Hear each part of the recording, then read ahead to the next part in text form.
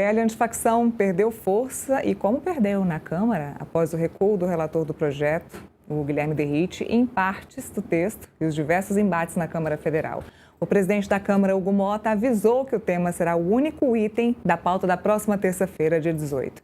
Chama agora a nossa repórter Camila Xavier, que tem as informações para a gente. Camila, muito bem-vinda, boa tarde. Boa tarde, Neila. Pois é, ontem a gente ficou acompanhando essa sessão lá na Câmara dos Deputados para ver qual seria o desenrolar, desse PL antifacção. Ainda não estava cravado se ele seria adiado ou não, mas ali no final da noite, por volta das 7h40, por aí, o presidente da Câmara dos Deputados, Hugo Motta, decidiu de fato adiar, anunciou que vai ficar para terça-feira essa discussão.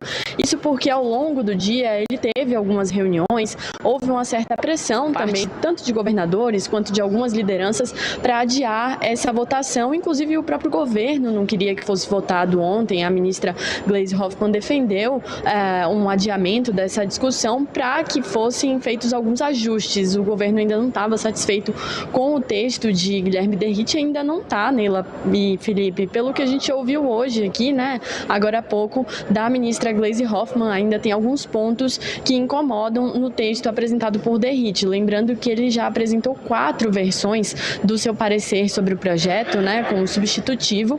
Ontem à noite ele apresentou essa 4ª versão e aí o Hugo Motta decidiu dar um pouco mais de tempo para que todo mundo, todas as partes envolvidas nessa discussão, analisassem e pudessem discutir. Hugo Motta, um pouco antes de anunciar que o projeto seria votado somente na terça-feira, ele saiu em defesa de Derrite lá no plenário da Câmara dos Deputados, falou que o seu projeto, que a sua condução estava sendo muito boa, falou que o projeto não enfraquecia a Polícia Federal e defendeu essa condução, o trabalho que Derrite vem fazendo. A gente tem um trechinho dessa fala e a gente confere agora. Quando se trata desse tema da segurança pública, é que eu penso que esse debate tem que ser mais abrangente.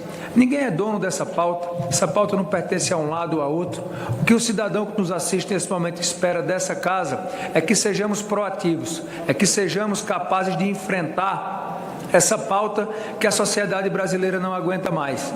Os governadores trouxeram relatos dos seus enfrentamentos, cada um em seu estado, contra o crime organizado, trouxeram preocupações com relação à construção do texto, solicitaram mais tempo para que o debate pudesse ser melhor estabelecido aqui na casa, e eu informei aos governadores que a decisão sobre o adiamento não seria apenas dessa presidência, que até tem prerrogativa de fazê-lo, mas seria uma construção política que respeite o relator da matéria, que tem se dedicado muito, o deputado Derrite, tem feito um trabalho técnico, tem cumprido o compromisso que fez com essa presidência de não politizar esse debate, apesar de ter sido muitas vezes alvo de críticas e ataques, mas não saiu em nenhum momento da condição de poder conduzir esse debate com imparcialidade.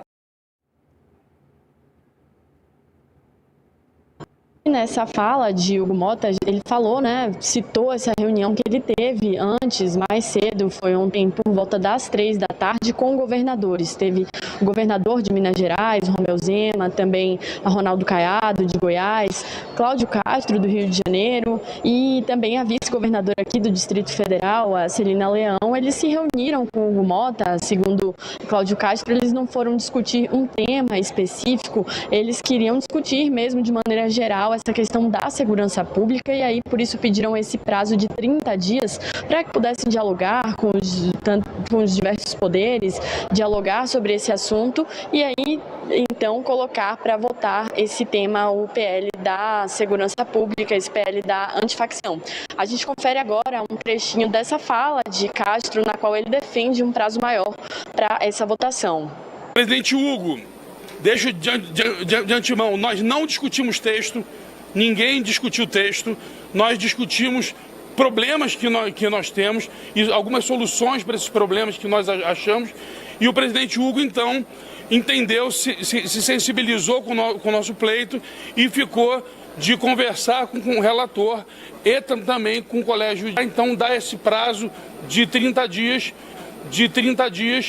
e o que nós pedimos é que tanto o Poder Judiciário fosse ouvido, os governadores, secretários de segurança, operadores de segurança pública e também tentar fazer uma conversa prévia com o Senado, para que a gente tente sair com um projeto daqui que tenha aí sim uma tramitação rápida depois de acordado e que seja um projeto, que seja uma lei efetivamente, que venha ao encontro daquilo que a gente precisa para ajudar no trabalho da segurança pública.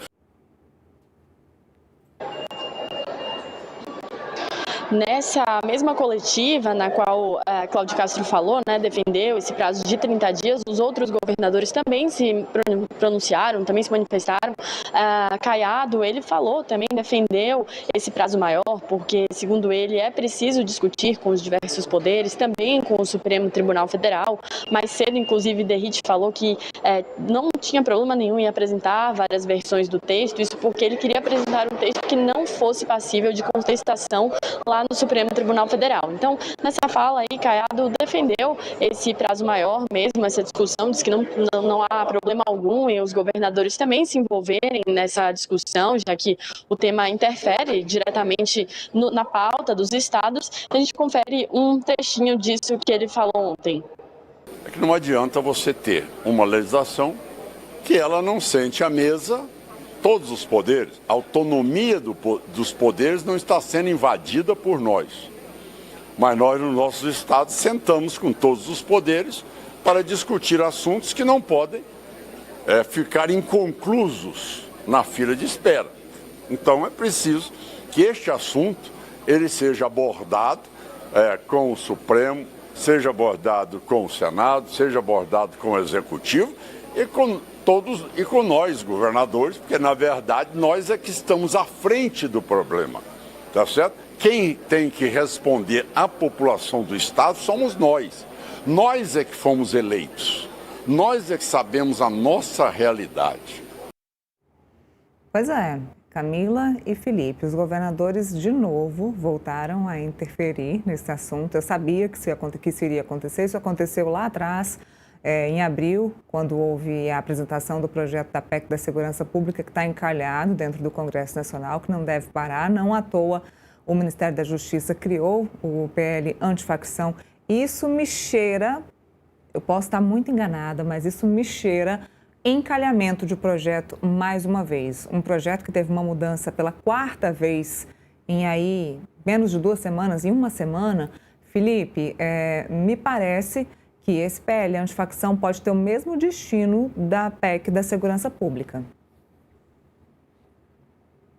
Neila, pelo visto está andando a passos tartarugas, né? Eu comentei nessa semana que eu não via com maus olhos, né, essa parcimônia controlada, né, em relação à discussão do projeto de segurança pública, até porque isso mostrava, no meu modo de ver, né, uma participação grande, seja da oposição, da situação, Ministério Público, Polícia Federal, Polícia Estadual, na formulação do projeto, né? Um projeto que toda a população clama, né, pela uma questão da melhoria dos níveis de segurança pública. E eu vi com bons olhos, né? É importante que todo mundo seja ouvido, né?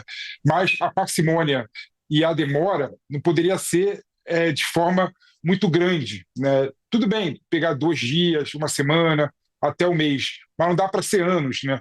Não dá para engavetar um projeto que é de suma importância para toda a população. Até porque a gente sabe que é importante, né, combater o crime, né, por meio da estrangulação econômica da organização criminosa. E esse projeto, né, adressa essa situação, né?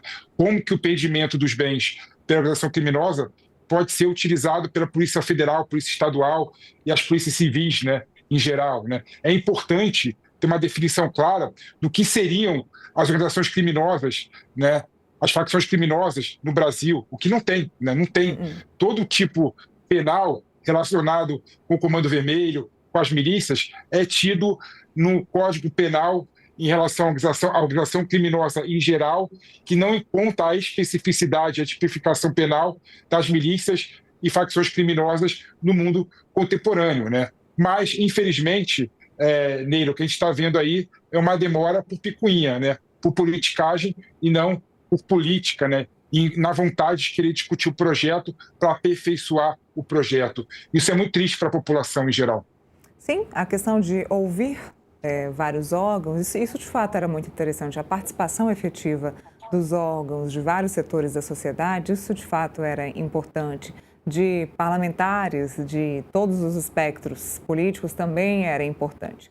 Hugo Mota marcou votação para terça, marcou votação para quarta e agora determinou que a votação seja no dia 18. Vamos ver se vai ser de fato ou se vai ser ainda adiada. Camila, tem mais alguma informação sobre esse assunto?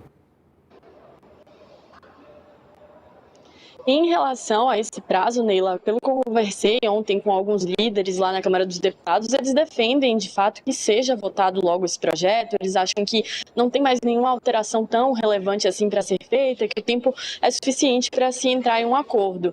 Do lado da oposição, o Sóstenes Cavalcante comentou ontem esse pedido dos governadores. Ele acha que, de fato, é bom 30 dias, eles defendem esse prazo maior porque a estratégia da oposição é tentar colocar de volta essa questão da equiparação, né, das facções criminosas a organizações terroristas. Eles querem colocar isso de volta no texto, apesar de Derrite já ter recuado em qualquer alteração que ele tenha feito em relação a isso.